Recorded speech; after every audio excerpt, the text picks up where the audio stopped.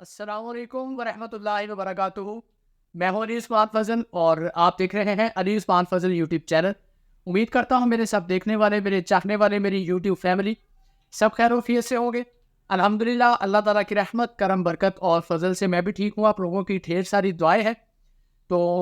आज मैं आप लोगों के लिए बहुत ही खूबसूरत वीडियो लेकर आया हूँ और इंशाल्लाह ये बहुत ज़्यादा इंफॉर्मेटिव वीडियो होने वाला है आज का। तो उम्मीद करूंगा कि आपको आज का वीडियो बहुत ज़्यादा पसंद आएगा। तो वीडियो शुरू करने से पहले आप लोगों से एक छोटी सी रिक्वेस्ट है, जिन लोगों ने अभी तक मेरा यूट्यूब चैनल अली उस्मान फजल सब्सक्राइब नहीं किया हो वो जल्दी से मेरे चैनल को सब्सक्राइब करें और साथ में दिए गए बेल आइकन को दबाकर ऑल नोटिफिकेशंस पर क्लिक कर दें ताकि आपको मेरी हर आने वाली वीडियो का नोटिफिकेशन सबसे पहले मिल सके। और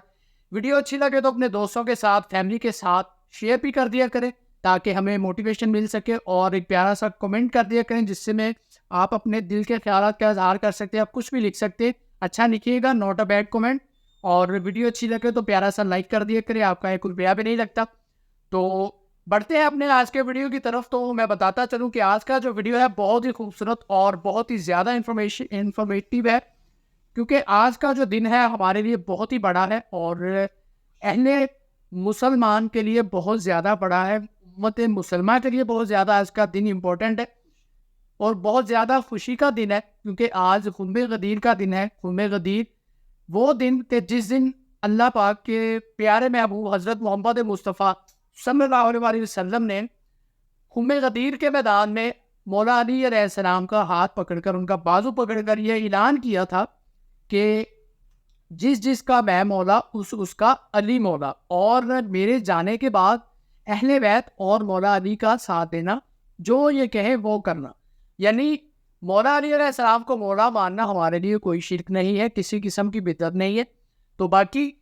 एक वीडियो है जिसके ऊपर आज हम रिएक्शन करने वाले हैं, वो वीडियो शुरू करते हैं। तो चलिए बढ़ते हैं अपने आज के वीडियो की तरफ। इसका ओरिजिनल लिंक भी मैं आपको डिस्क्रिप्शन में दे दूंगा, आप उसे भी जाके लाजमी सपोर्ट करिएगा। अस्सलाम वालेकुम दोस्तों, मेरा नाम है असीब शफकत और आप देख रहे हैं हंसी टीवी। 10 हिजरी 18 ज़िलहिज्जा को जब रसूल पाक सल्लल्लाहु अलैहि वसल्लम अपने आखिरी हज से वापस आ रहे थे तो आपने पानी के एक चश्मे के पास मौजूद जगह खुम पर क़याम किया और उम्मत को एक इंतहाई अहम तरीन खुतबा दिया जिसे गदीर खुम का खुतबा कहते हैं। ये खुतबा इतना अहम है कि आज भी फ़िरका परस्त मौलवी और आलिम दीन मुसलमानों से इस खुतबा को छुपाते हैं, इन्हें सच नहीं बताते, क्योंकि इस खुतबा की बहुत सारी बातें इनके फ़िरके के ख़िलाफ़ जाती हैं। सो ये लोग तरह तरह की कम दर्जा और ज़ईफ़ रिवायतों को पेश करके इस खुतबा को दबाने की कोशिश करते हैं और पिछले 1400 सालों के अंदर, सिर्फ पिछले 5 सालों के अंदर इन अहादीस मुबारका को इल्मी किताबी आलिम दीन जब सामने लेकर आए तो लोगों पर इसकी हकीकत खुली। देखें, इस्लाम किसी फ़िरका की शक्ल में नहीं आया था, बल्कि अल्लाह ने आपको मुसलमान बनाया है जिसका एक ही फ़िरका है और वो है मज़हब इस्लाम। मुसलमान की तालीमात और इसके अहकामात का मरकज़ सिर्फ कुरान और हदीस हैं। और इस वीडियो के अंदर भी हम इसी हवालों से बात करेंगे। लेकिन अगर आप इस वीडियो को अपने फ़िरका की मुनासबत से बिना देखे पहले से जज करना चाहते हैं तो बराए मेहरबानी इसे मत देखें, ये आपके लिए नहीं है। लेकिन अगर आप खुद को मुसलमान कहते हैं और बिना फ़िरका वारियत के हकीकत को जानना चाहते हैं तो ये वीडियो आपकी ज़िंदगी की अहम तरीन वीडियो साबित होगी, क्योंकि ये आपकी सोच को हमेशा के लिए बदल कर रख देगी। ये हकीकत बताना इसलिए भी ज़रूरी है कि मुझ जैसे दीन के तालिब इल्म से भी अल्लाह क़यामत के दिन ये सवाल करेगा कि तुमने हक जान कर भी इसे लोगों तक क्यों नहीं पहुँचाया। और अल्लाह क़यामत के दिन आपसे भी सवाल करेगा कि आपने इसको सुनकर इसकी तस्दीक करके फिर भी इसके सच्चा होने का इनकार क्यों किया, चाहे वो बात तुम्हारे फ़िरके के ख़िलाफ़ और तुम्हारे मुखालिफ के हक़ में क्यों ना जा रही हो। सबसे पहले उन हदीस के अथेंटिसिटी पर बात करते हैं जिनके अंदर गदीर खुम का जिक्र है, क्योंकि कुरान करीम के बाद सही हदीस की दोनों किताबों सही मुस्लिम और सही बुखारी के अंदर ये मौजूद है। ये इतनी मुस्तनद और बार बार रिवायत हुई हैं कि मुसलमानों के तमाम बड़े फ़िरके इन पर मुत्तफ़िक हैं कि ये सही हदीस हैं। ये मुसलसल इतनी बार बयान हुई हैं कि झूठ हो ही नहीं सकती। कुरान और हदीस में बुनियादी फ़र्क ये है कि कुरान करीम जैसे आसमान से अल्लाह की तरफ से नाजिल हुआ बिल्कुल वैसे ही उन्हीं अल्फाज के साथ महफूज है, जबकि हदीस मुबारका को मफ़हूम के लिहाज से महफूज किया गया है कि कई सहाबा कराम ने एक ही हदीस को अपने अल्फाज के अंदर बयान किया, मगर इन सब का मफ़हूम क्योंकि एक जैसा था तो ये बिल्कुल सही हदीस या मुतवातिर हदीस बन जाती है, जैसा कि गदीर खुम के केस में है। क्योंकि ये ज़रूरी नहीं कि एक खुतबा के हर एक अल्फाज एक ही शख्स को याद हों, क्योंकि उस वक्त कोई वीडियो रिकॉर्डिंग या वॉइस रिकॉर्डिंग तो थी नहीं, लिहाजा एक ही खुतबा के मुतल्लिक हमें कई अहादीस एक ही मफ़हूम के साथ कई जगह पर मिलती हैं। سب سے وضاحت سے اس غدیر خم کے خطبہ کی تفصیلات ہمیں صحیح مسلم 62-25 کے اندر ملتی ہیں۔ تابعین ایسے لوگوں کو کہتے ہیں جنہوں نے رسول اللہ صلی اللہ علیہ وآلہ وسلم کو نہیں دیکھا اور نہ ہی ان کی صحبت میں رہے، بلکہ آپ کے صحابہ کو دیکھا اور ان کی صحبت میں رہے۔ اس حدیث مبارکہ کے مطابق 3 تابعین رسول اللہ صلی اللہ علیہ وآلہ وسلم کے سابقون الاولون یعنی اسلام کے آغاز میں ہی مسلمان ہونے والے چند لوگوں میں سے ایک معتبر صحابی حضرت زید بن ارقم کے پاس گئے۔ ان تینوں میں سے ایک تابعی کا نام تھا حسین بن صبرہ۔ انہوں نے زید بن ارقم سے کہا کہ زید، اللہ نے آپ کو خیر کثیر عطا کی، اللہ نے آپ کو رسول اللہ صلی اللہ علیہ وآلہ وسلم کی زیارت عطا کی، آپ نے رسول اللہ کی بات سنی، ان کے ساتھ مل کر جہاد کیا، ان کی امامت کے اندر نمازیں پڑھی، آپ ہمیں رسول اللہ صلی اللہ علیہ وآلہ وسلم کی کوئی حدیث سنائیے۔ حضرت زید بن ارقم رضی اللہ تعالیٰ عنہ اس وقت کافی بوڑھے ہو چکے تھے، کہنے لگے کہ بھتیجے میری عمر بہت زیادہ ہو گئی ہے، زمانہ بیت گیا، میری یادداشت بھی کافی کمزور ہو چکی ہے، رسول اللہ صلی اللہ علیہ وآلہ وسلم کی کافی احادیث جو مجھے یاد تھی ان میں سے میں کافی بھول چکا ہوں، پر ہاں ایک حدیث مجھے بالکل آج بھی صحیح سے یاد ہے جو میں تمہیں بیان کر دیتا ہوں کہ رسول اللہ صلی اللہ علیہ وآلہ وسلم آخری حج کے خطبہ سے واپسی پر مکہ اور مدینہ کے درمیان واقع خم کے پانی کے مقام پر خطبہ دیتے ہیں، اور آپ صلی اللہ علیہ وآلہ وسلم نے پہلے اللہ کی حمد و ثنا بیان کی، اس کے بعد ہمیں واعظ و نصیحت کی، اور اس کے بعد فرمایا کہ اے لوگو، میں بھی انسان ہوں، قریب ہے کہ میرے رب کا بھیجا ہوا موت کا فرشتہ موت کا پیغام لے کر آئے اور میں اسے قبول کر لوں، لیکن میں اپنے بعد تم میں 2 بڑی بھاری چیزیں چھوڑے جا رہا ہوں۔ پہلی تو ہے اللہ کی کتاب، اس میں ہدایت اور نور ہے، تو اللہ کی کتاب کو مضبوطی سے تھامے رہو اور اس کو مضبوطی سے پکڑے رہو، یعنی آپ صلی اللہ علیہ وآلہ وسلم کا فرمان تھا کہ یہ کتاب تمہیں گمراہی یعنی فرقہ واریت کی لعنت سے بچائے گی، اسی لیے ہر معاملے کے اندر صرف اسی سے ہدایت حاصل کرنا۔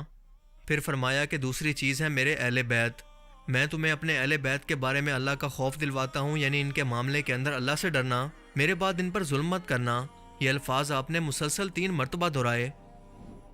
زید بن ارقم کے ان الفاظ کو سن کر حسین نے کہا کہ اے زید، آپ صلی اللہ علیہ وآلہ وسلم کے اہل بیت یعنی گھر والوں سے مراد کون لوگ ہیں؟ کیا آپ صلی اللہ علیہ وآلہ وسلم کی ازواج مطہرات یعنی پاک بیویاں بھی اہل بیت کے اندر شامل ہیں؟ زید بن ارقم نے کہا کہ ازواج مطہرات بھی اہل بیت کے اندر داخل ہیں، لیکن اصل کے اندر اہل بیت وہ ہیں جن پر زکوٰۃ حرام ہے۔ زید بن ارقم نے کہا کہ علی، عقیل، جعفر اور عباس کی اولادیں، یعنی آسان الفاظ کے اندر حضرت علی رضی اللہ تعالیٰ عنہ اور ان کے تمام بھائی، یعنی رسول اللہ صلی اللہ علیہ وآلہ وسلم کے چچا ابو طالب کے بیٹے۔ حسین نے کہا کہ کیا ان پر صدقہ حرام ہے؟ زید بن ارقم نے کہا کہ ہاں۔ نجران کے عیسائی ایک بار رسول اللہ صلی اللہ علیہ وآلہ وسلم سے اسلام پر مناظرہ کرنے کے لیے آئے، اور تمام دلیلوں کے باوجود جب وہ نہ مانے تو کہنے لگے کہ آپ ہم سے مباہلہ کر لیں، یعنی آپ صلی اللہ علیہ وآلہ وسلم بھی اپنے گھر والوں کو ایک میدان کے اندر لے آئیں اور ہم بھی اپنے گھر والوں کو، اور دونوں اللہ سے دعا کریں کہ وہ جھوٹے شخص کو تباہ کر دے۔ تب آپ صلی اللہ علیہ وآلہ وسلم اپنے گھر والوں کے اندر صرف بی بی فاطمہ رضی اللہ تعالیٰ عنہ، حضرت مولا علی رضی اللہ تعالیٰ عنہ، امام حسن اور امام حسین کو ساتھ لے کر گئے، جنہیں آتا دیکھ کر عیسائی مباہلے سے خوفزدہ ہو کر میدان سے بھاگ گئے، کیونکہ ان کو اندازہ ہو گیا کہ اللہ پاک ان ہفتیوں کی دعا کو کبھی بھی رد نہیں کرے گا۔ مگر اس ایک واقعہ سے یہ ثابت ہو گیا کہ رسول اللہ صلی اللہ علیہ وآلہ وسلم کے اصل اہل بیت یعنی آپ کے گھر والوں میں کون کون شامل ہے۔ اب اس حدیث کو تو یقیناً آپ نے بچپن سے لے کر آج تک سنا ہوگا، مگر آج تک آپ نے یہی سنا ہوگا کہ اللہ کے رسول نے اپنے آخری خطبہ کے اندر یہ فرمایا تھا کہ میں تمہارے اندر اللہ کی کتاب اور اپنی سنت چھوڑے جا رہا ہوں، اس کو مضبوطی سے پکڑے رکھنا۔ مگر آپ نے کسی بھی ممبر کے بڑے خطبے پر غدیر خم کا مکمل خطبہ نہیں سنا ہوگا کہ آپ نے قرآن و حدیث کے ساتھ ساتھ 3 مرتبہ اپنے گھر والوں کا ذکر کر کے فرمایا کہ ان کے معاملے میں اللہ سے ڈرنا، ان پر ظلم مت کرنا۔ مگر رسول اللہ صلی اللہ علیہ وآلہ وسلم کی وفات کے فوراً بعد یہ ظلم و ستم ایسا شروع ہوا کہ آج تک نہیں رکا، کیونکہ مولا علی رضی اللہ تعالیٰ عنہ کو بنو امیہ کے جن لوگوں نے شہید کیا اور ان کے بعد ان کی اولاد امام حسن علیہ السلام کو زہر دلوایا اور امام حسین اور ان کے گھر والوں کو کربلا کے اندر شہید کیا۔ امام حسین علیہ السلام کے بیٹے زین العابدین جو کہ کربلا کے اندر بیماری کی وجہ سے شریک نہیں ہو سکے تھے، ان کی نسل سے رسول اللہ صلی اللہ علیہ وآلہ وسلم کے اہل بیت کی نسل آگے بڑھی، جنہیں ایک ایک کر کے پھر سے بنو امیہ اور پھر بنو عباس کی نسل نے زہر دے کر اور کبھی قتل کروا کر اور کبھی اذیتوں میں ڈال کر ان کو شہید کروایا، یہاں تک کہ آپ کی نسل سے آخری امام مہدی علیہ السلام کا ظہور ہونا بھی باقی ہے، اور پھر سے وہی اہل بیت کے دشمن ان کے خلاف بھی ایسے ہی اکٹھا ہوں گے جو کہ مولا علی علیہ السلام کے دور کے اندر ان کے خلاف جنگ کرنے والے تھے، یعنی اہل شام اور بنو امیہ۔ رسول اللہ صلی اللہ علیہ وآلہ وسلم کے چچا کے باقی بیٹوں یعنی مولا علی رضی اللہ تعالیٰ عنہ کے علاوہ جعفر، عقیل اور عباس کے ساتھ بھی بنو امیہ نے بالکل یہی سلوک کیا۔ رسول اللہ صلی اللہ علیہ وآلہ وسلم نے غدیر خم پر یہ خطبہ اس وقت دیا جب حج کے بعد تمام عرب کے لوگ جا چکے تھے اور صرف شام اور مدینہ کے لوگ اس میدان میں موجود تھے۔ آپ جانتے تھے کہ انہی دونوں کے اختلاف کے اندر میرے اہل بیت کو شہید کرنے کی شروعات ہوگی، لہٰذا ان کو کہا کہ غور سے سنو، میرے اہل بیت کے معاملے میں اللہ سے ڈرنا۔ اب اس ایک خطبہ کے اندر قیامت چھپی ہوئی ہے، کیونکہ جب بھی کوئی فرقہ باز مولوی یہ حدیث مکمل بیان کرے گا کہ رسول اللہ صلی اللہ علیہ وآلہ وسلم نے فرمایا تھا کہ میرے اہل بیت کے معاملے میں اللہ کا خوف رکھنا، تو ان اہل بیت کو کن لوگوں نے شہید کیا تھا یہ پوری تاریخ اسے کھول کر بیان کرنی پڑے گی، اور جب وہ اس تاریخ کو بیان کرے گا تو لوگوں کو پتہ چلے گا کہ یہ لوگ آج بھی انہی لوگوں کا دفاع کرتے ہوئے ان کو رضی اللہ تعالیٰ عنہ بھی کہتے ہیں اور ان کو صحابی بھی مانتے ہیں۔ آج کے ٹائم کے اندر جانے انجانے کے اندر یہ لوگ بھی اس جرم کے اندر اور اس سچ کو چھپانے میں آج برابر کے شریک ہیں، کیونکہ آج ان اہل بیت کے دشمنوں کا نام و نشان تو باقی نہیں، مگر ان کے کارناموں پر یہ فرقہ باز مولوی آج بھی پردہ ڈال رہے ہیں۔ لیکن سچ کی تو خاصیت ہی یہی ہے کہ وہ ہمیشہ چھپ ہی نہیں سکتا۔ اہل سنت اور اہل تشیع کا سب سے بڑا اختلاف اسی بات کا ہے کہ وہ اہل بیت کو بھی رسول اللہ صلی اللہ علیہ وآلہ وسلم کے الفاظ کے مطابق قرآن اور حدیث کے بعد سب سے زیادہ اہمیت دیتے ہیں۔ ان لوگوں کو جنہوں نے اہل بیت پر ظلم کیا، ان کے بارے میں طرح طرح کی تعویلیں دے کر انہیں صحابی ثابت کرنے کی کوشش کرتے ہیں، جیسا کہ یزید کے دور کے اندر بھی اس کے علماء کرام نے آپس کے اندر خانہ کعبہ پر حملہ کرنے اور امام حسین علیہ السلام اور ان کے خاندان یعنی اہل بیت کو شہید کرنے کی ہزاروں تعویلیں لوگوں تک پہنچائی، اور یہی آج کے فرقہ باز مولوی بھی کر رہے ہیں۔ دیکھیں، میں تاریخ کا طالب علم ہو کر حوالوں کے ساتھ آپ کے ساتھ یہ بات کر رہا ہوں، نہ کہ کسی فرقے کا نمائندہ ہو کر، لہٰذا اپنے دماغ کو کھول کر ان چیزوں کو لاجیکلی اور عقلی طور پر سمجھیں اور سوچیں۔ انسان ہونے کا ثبوت دیں جو کہ سوچ اور سمجھ رکھتا ہے، نہ کہ جانور ہونے کا جو کہ ایک فرقے کے پیچھے بس آنکھیں بند کر کے چل پڑے۔ اسی غدیر خم کے مکمل خطبہ کی حدیث کے اندر بیان ہوتا ہے کہ رسول پاک صلی اللہ علیہ وآلہ وسلم نے تمام لوگوں کو جمع کر کے ان سے سوال کیا کہ کیا تمہارا رب اللہ نہیں؟ کیا میں تم لوگوں کی جان سے بڑھ کر تم پر حق نہیں رکھتا؟ سب نے ہاں میں جواب دیا کہ بے شک ایسا ہی ہے۔